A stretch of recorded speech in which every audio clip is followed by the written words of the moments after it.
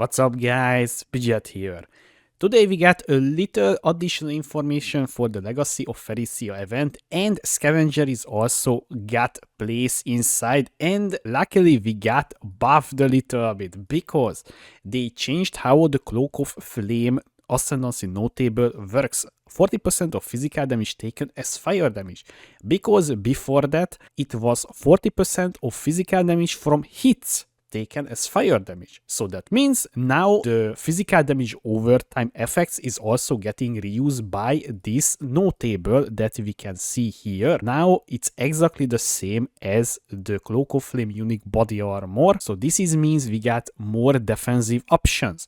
Now it's possible to reach a 100% physical damage taken as fire damage from hits and damage over time effects as well, if you're using the Cloak of Flame unique body armor as well, and also the Dawnbreaker for its total 100%. What is that means? So basically bleed cannot be inflicted on you because you're not taking physical damage, so that's pretty huge. In the game there is some sort of physical damage over time effects as well, such as like Elder / Uber Elder encounter, when the little tentacle guys is leaving a physical damage ground, so you will take much less damage than before if you're standing on it. The question is it worth the huge opportunity cost to use the Cloak of Flame, the Dawnbreaker for the 20%, so 60% total, and giving up so many good offensive and also defensive stats? Because Cloak of Flame is an energy shield base, so you would lose out the possibility to use the Evasion Mastery plus 15% chance to suppress spell damage if equip helmet, body, glove and boots have all evasion rating. The Dawnbreaker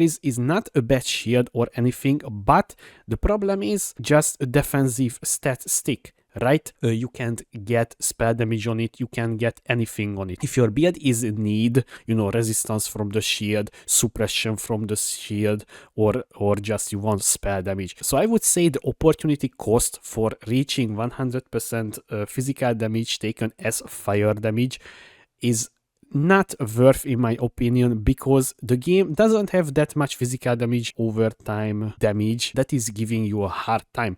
Only just a very few cases, and most of the time you can just counter with your life flask and that's it. And now I made a few changes on the tree as well, because yesterday I learned from Rutu the detonation speed is very important, and also the cooldown recovery rate is very good for this build. So you just need 5% extra cooldown recovery rate. Why, you may ask, right?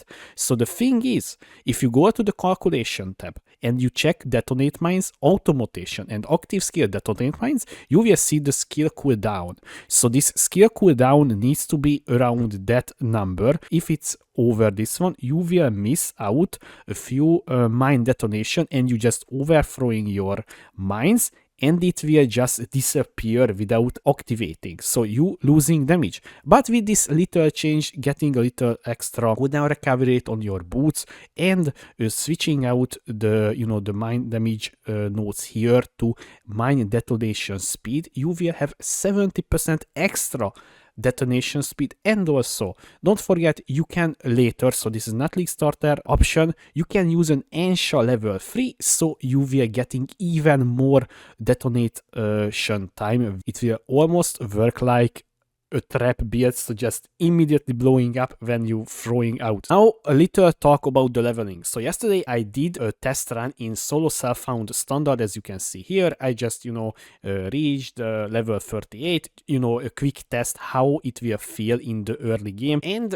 I discovered a few things. The first thing is, if you see the level 31 tree, right? So this is your tree, how it looks like. And by the way, this is also got changed, guys. So if you're using the older version of the path of building link, please switch to this one, because I changed a little bit the pathing here. I was said to you level with rolling magma, which is correct. But the problem is, if you're taking a small look, so this is how your tree will look like in the early game. This is like you completed the first act and you at act 2. And this is what your tree. So after you leveled up 1, 2, 3, 4, 5 times, you just basically just traveling. You're not gaining any single damage.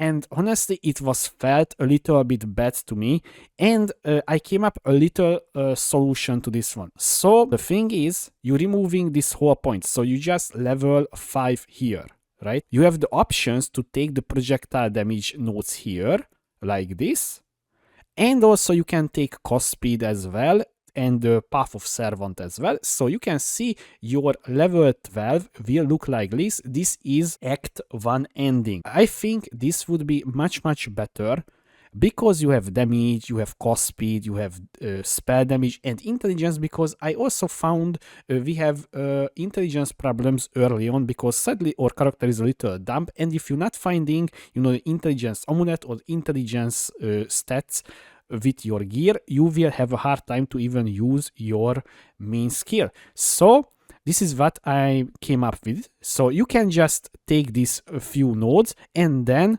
start the good nodes, like up here to the coordination. This is level 90. You can take this one. You can take, you know, up the trickery, elemental focus, and so on. And we at Act 3 now.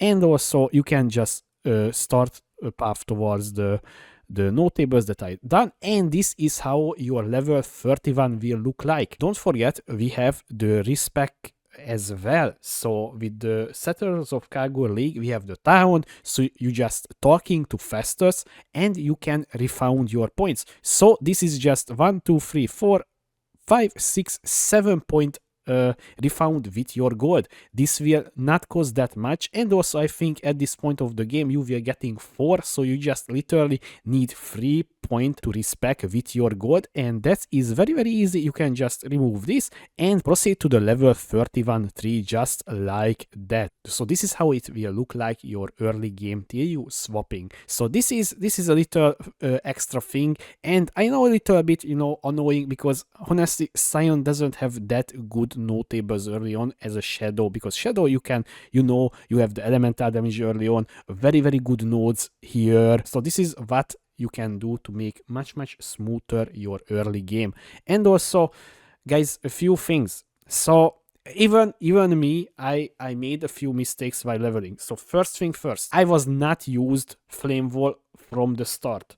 This was a mistake on my part. So one thing, do not forget to use your Flame Wall very often, and also don't forget to level up your Undead Lightning Damage support as well from the start, because you can just purchase early on, and also you can use for your Rolling Magma as well in your links, so you will have a leveled Lightning Damage support, because I was needed to level up my Undead Lightning Damage support, because I was not using it before that.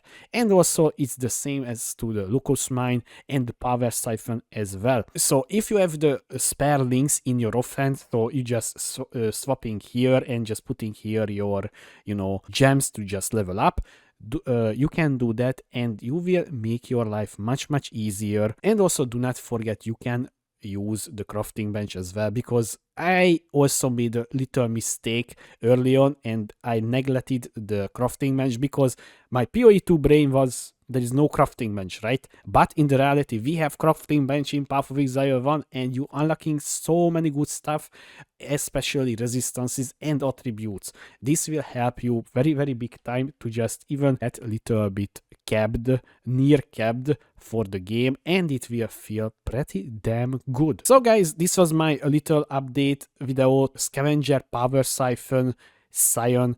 I hope you guys, you will have a very good time with this build now with the additional information. And as always, if you have any question, please leave a comment below, or you can find me on twitch.tv/Pidget2. Thanks for watching, guys. I was Pidget.